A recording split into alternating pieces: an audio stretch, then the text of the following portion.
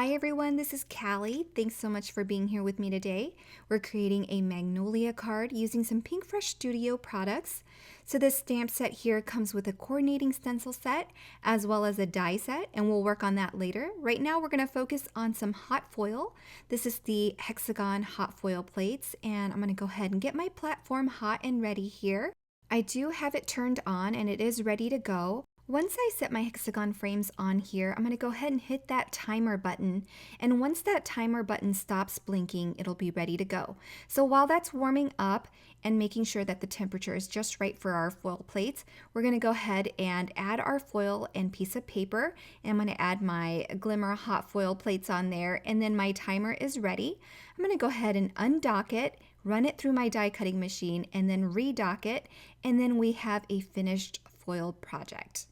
This is for my background, so I'm going to go ahead and set that aside, and then we'll start working on our stamped image.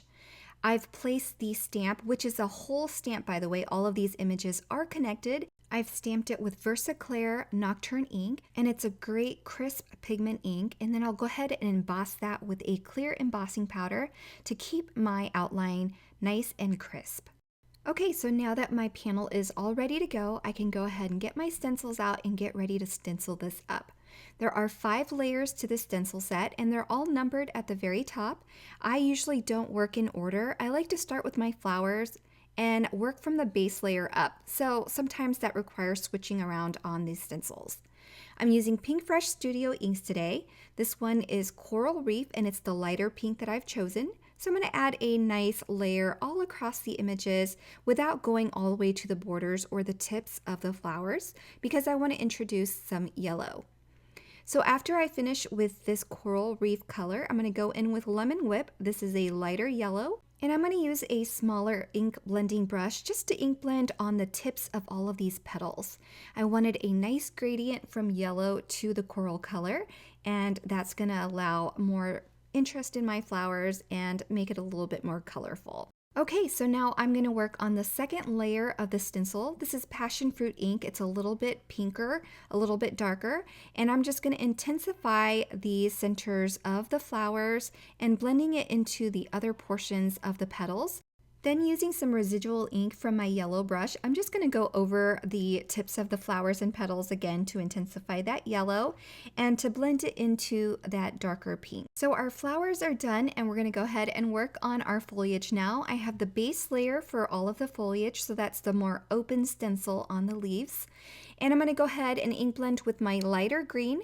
This is going to be Key Lime ink. And I'm, again, just doing a solid layer all across all of them. And then I'm going to go in with my olive ink, which is a little darker, using the same stencil.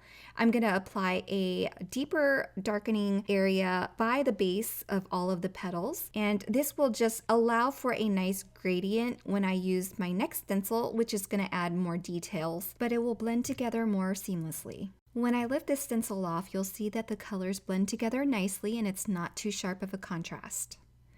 All right, so now I'm going to add a little bit of brown.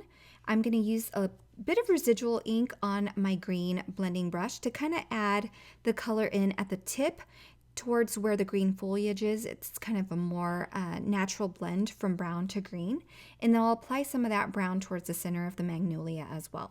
And that'll finish my stenciling. I just need to die cut this. And like the stamp set, the die set is one piece as well. So all of the images can be lined up together at once and die cut together. It makes it super handy and convenient. Okay, so now we have all of our images ready to go. I can pull in that foiled frame now, and we can go ahead and kind of create our little hexagon wreath. And what I'm going to do is trim up this panel though, because the foiling is obviously not perfect. So I'm going to cut the sides off, making sure they're perfect before cutting off the top and bottoms. And now I'm just going to arrange my pieces where I roughly want them to go before adhering everything down.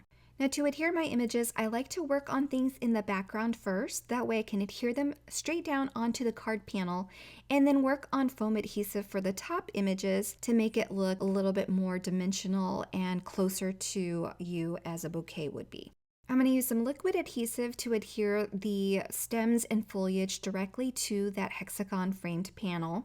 And as you can see, when I pull images out to adhere them to the panel, I'm keeping everything else in place because I roughly want things to be in the same place when I go to adhere them down, making just minor adjustments if I need to change things up just a tad to make sure that I want it right where it needs to go. So when I'm done with all the glued pieces, I'm going to go ahead and use foam adhesive to attach my larger flowers and foliage. And that's going to create some dimension, and we'll finish off with this little leaf cluster right here. I'm going to emboss one of the sentiments from the stamp set. I have some black cardstock in my MISTI here, and I'll be embossing it with a white embossing powder. I'm going to prepare that with some anti-static powder tool before applying some Versamark ink, and then stamping that, applying that white embossing powder, and then heat setting my sentiment.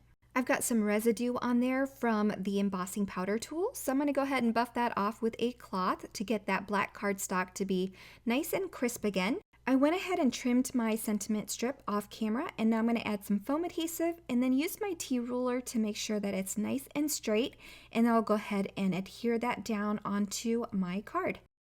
Now I'm going to go ahead at this point and attach this card panel to a card base. Then I can finish my card with a few embellishments. These are some gem stickers from Honeybee Stamps in the Aurora Borealis.